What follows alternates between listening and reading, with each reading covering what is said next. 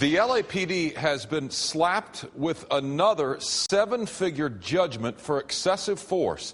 This time a jury awarded $1.6 million to a stroke victim who suffered nerve damage after being forced into handcuffs. Carolyn Costello's live in downtown Los Angeles with the exclusive details. Carolyn, the jury heard from several police officers, and they weren't buying it.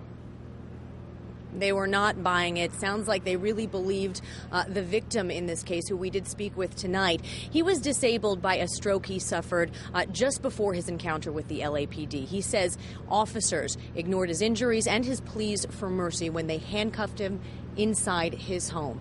Brutality, he says, even though he was never even a suspect in any crime.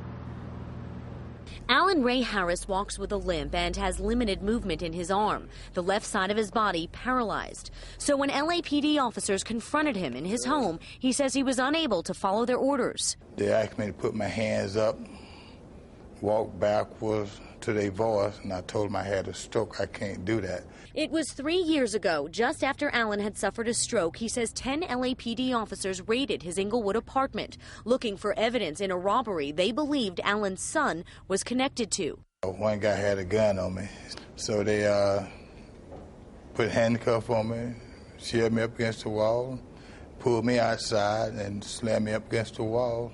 Alan's lawyers say Officer Alex Tellez ignored the LAPD's policy for handcuffing and dealing with disabled people.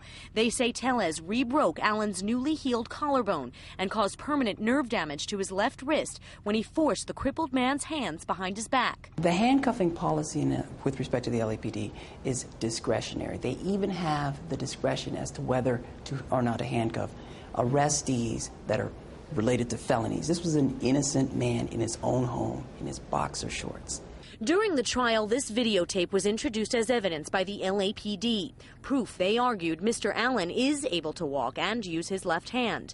The video was secretly taken by Officer Tellez's partner on his iPhone when he pulled Allen over just weeks before the start of this trial. The LAPD engaged in a media cover-up of this incident from day one. They denied it ever happened.